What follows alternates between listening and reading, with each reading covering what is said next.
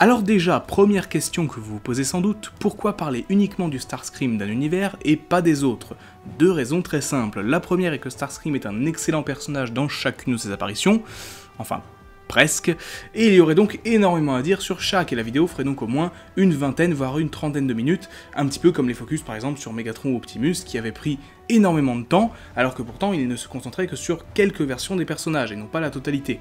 Deuxième raison, Starscream dans Armada est tellement singulier et intéressant que j'avais envie de lui dédier une vidéo rien que pour lui, car oui, je le dis tout de suite, cette version du personnage est non seulement ma préférée, mais il est aussi l'un de mes personnages favoris de l'ensemble de la franchise.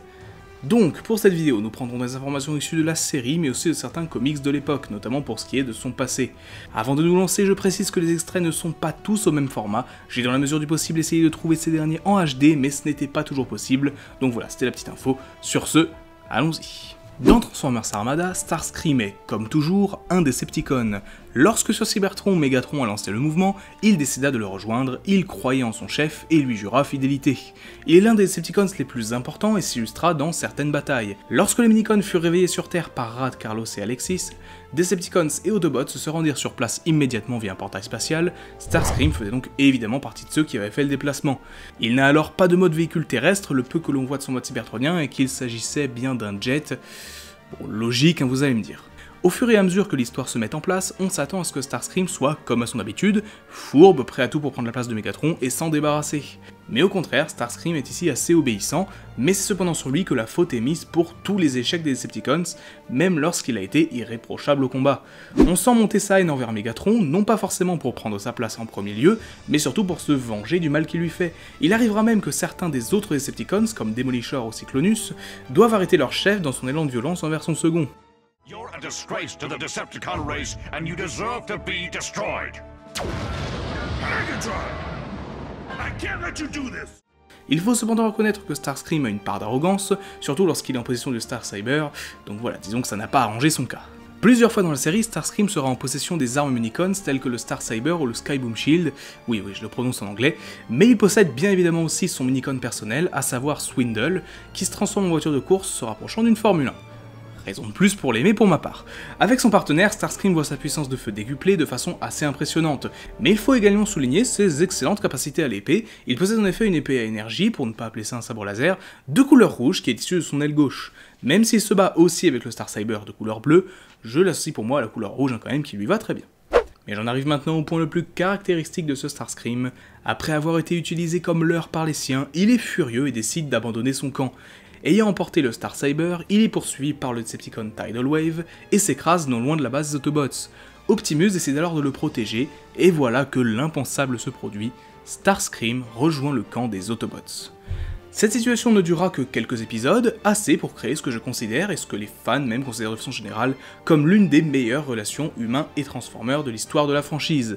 Lors de son passage dans le camp Autobots, il se lie d'amitié avec Alexis, une humaine qui accompagne les Autobots depuis le début de la série. Sans rentrer dans des fanfictions cheloues, il est vrai que cette amitié, et j'ai bien dit amitié, est assez improbable, Starscream étant quand même à la base un Decepticon. Cependant, après s'être allié à Optimus, Starscream est de nouveau manipulé par Trust, qui le persuade de rejoindre de nouveau les Decepticons, laissant intact son souhait de se débarrasser de Megatron. Dans le dernier arc de la série, les batailles d'Unicron, Starscream est en faveur d'une union Autobots et Decepticons pour affronter la menace suprême, mais Galvatron ne l'entend pas ainsi, étant buté et souhaitant toujours s'opposer à Optimus. Il est amené à revoir Alexis et la protège de nouveau, on ressent toujours cette sorte d'attachement entre eux, mais non, ne partons toujours pas dans DFF, je vous en prie. Alors qu'Optimus et Galvatron négociaient de façon musclée on va dire, Starscream fait éruption, défiant son chef dans un ultime duel.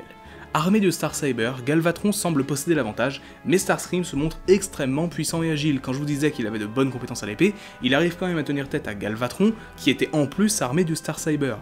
Il essaie de le convaincre de rejoindre Optimus, car la menace d'Unicron est bien réelle, mais rien n'y fait, Galvatron est buté comme pas possible, et il décide alors de se laisser transpercer. Au sol, le Star Saber dans le torse, Starscream révèle ce qu'il pense à Galvatron, lui expliquant que son expérience auprès d'Optimus lui a montré en quoi ce dernier est un meilleur leader, et c'est alors que dans un dernier effort, Starscream se relève, et la suite n'a besoin d'aucun commentaire je pense. Starscream, don't!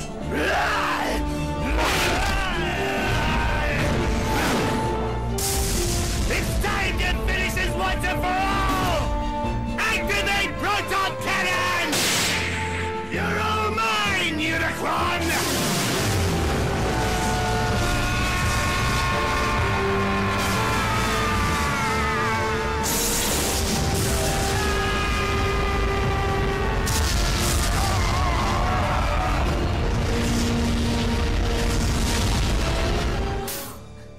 Nexus, wait up!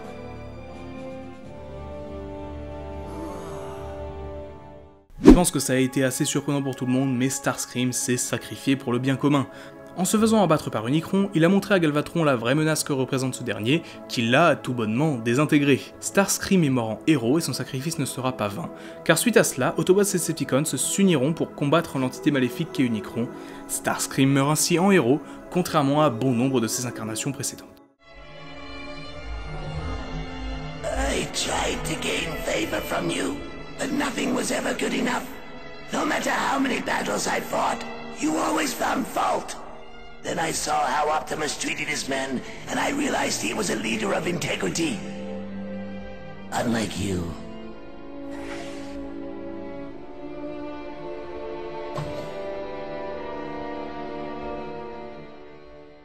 Petite parenthèse, je sais que Starscream est ressuscité d'une certaine façon dans Energon, puisqu'Energon est la série qui fait suite à Armada. Mais n'étant pas très intéressant par la suite, on peut sans problème considérer sa réincarnation comme un personnage totalement différent, laissant au Starscream d'Armada une vraie fin si je puis dire. Puis bon, en même temps, Energon, ça reste Energon, hein. C'est un peu la série que tout le monde a envie d'oublier au sein de la communauté Transformers.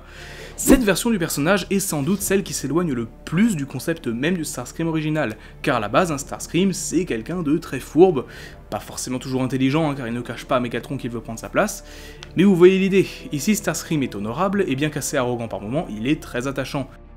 Il est sans nul doute le personnage le plus intéressant d'Armada, et l'un de mes personnages favoris de toute la franchise Transformers. Nous arrivons donc à la fin de ce focus sur Starscream de Transformers Armada, j'espère de tout cœur qu'il vous aura plu. Comme toujours, si c'est le cas, explosez la barre des pouces bleus et partagez la vidéo, ça me ferait vraiment plaisir. Vous pouvez également me laisser un petit commentaire et vous abonner pour ne pas rater la suite de mes vidéos. Sur ce, c'était Magnus, portez-vous bien, à la prochaine, ciao.